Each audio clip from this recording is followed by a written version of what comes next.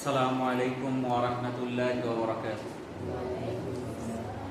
ঈদুল ফিতরের মধ্যে অনেকগুলা সুন্নত, এর মধ্যে গুরুত্বপূর্ণ 17টা সুন্নত নিয়ে আমরা জানার চেষ্টা করব ইনশাআল্লাহ। আমরা মনে রাখার চেষ্টা করব যে কয়টা আমাদের মনে থাকে। তো ঈদের দিনের প্রথম সুন্নত হলো অন্য যে কোনো দিনের চেয়ে আগে ওঠা। ঘুম থেকে আগে উঠতে হবে। 2 নাম্বার উঠা মিসওয়াক করতে হবে। কি করব আমরা?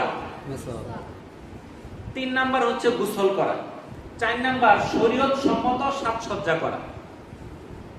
সাজসজ্জা বলতে যেটা শরীয়ত আমাদেরকে অনুমোদন দেয় সেই সাজসজ্জা করা। 5 নাম্বার সুন্নত হলো সামর্থ্য অনুপাতে উত্তম পোশাক পরিধান করা, অর্থাৎ উত্তম পোশাকটা হবে তার সামর্থ্য অনুযায়ী। এটা হলো 5 নাম্বার সুন্নত। 6 নাম্বার সুন্নত হলো সুগন্ধি ব্যবহার করা। ঈদের নামাজে আমরা অবশ্যই সুগন্ধি ব্যবহার করে যাব।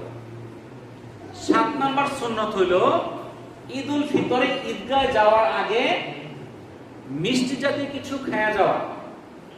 আনাস রাদিয়াল্লাহু তাআলা আনহু থেকে বর্ণিত, রাসূলুল্লাহ সাল্লাল্লাহু আলাইহি সাল্লাম ঈদুল ফিতরের দিন সকালে কিছু খেজুর খেতেন।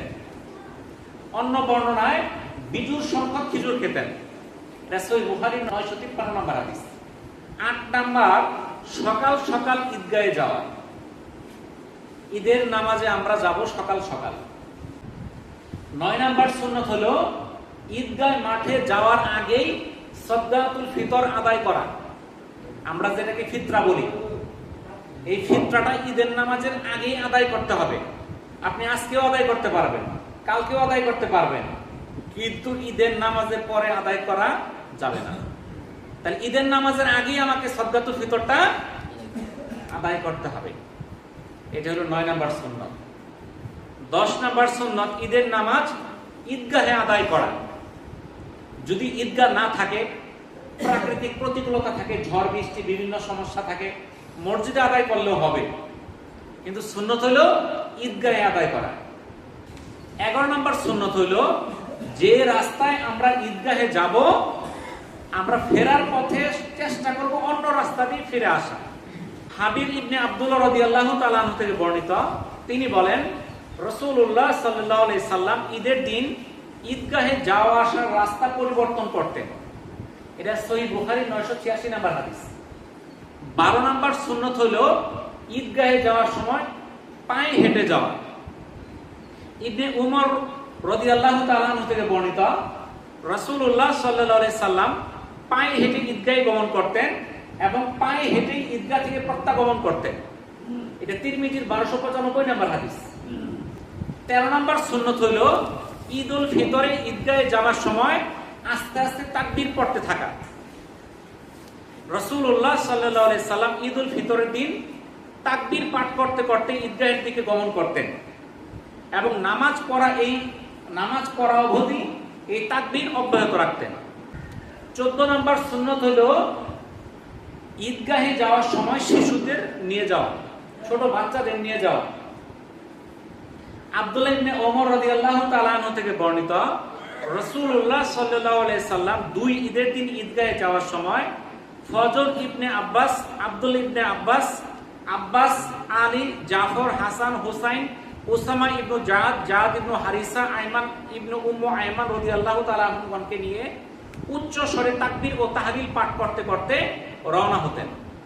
অতঃপর তিনি কামারদের রাস্তা দিয়ে ঈদগাহে উপস্থিত হতেন এবং প্রত্যাবর্তনকালে মসজিদের রাস্তা দিয়ে ঘরে ফিরে আসতেন।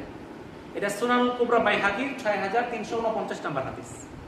তাহলে আমরাও ঈদে যাওয়ার সময় বাচ্চাদের নিয়ে যাব, কিন্তু আমাদের দেশে কিছু সমস্যা আছে। বাচ্চাদের ঈদের মধ্যে নিয়ে গেলে যদি একটু বাচ্চা দুষ্টামি করে, তখন সাইডের মানুষ এত রাগান্বিত হয়ে যায়, তখন বাচ্চারা তো কিছু করতে পারে না, ওর বাপ নিয়ে আসছে, তখন বাপের গালাগালি শুরু করে। যে নামাজের মধ্যে পোলাপান দুষ্টামি করলে নামাজ ভাঙ্গা যায়, ওর তো নামাজই হয় না, ওর তো নামাজের মধ্যে খুশুই নাই। 15 নাম্বার সুন্নত হলো ঈদের শুভেচ্ছা বিনিময় করা। ঈদের দিন একে অপরের সঙ্গে সাক্ষাৎ হলে আমরা বলি ঈদ মুবারক।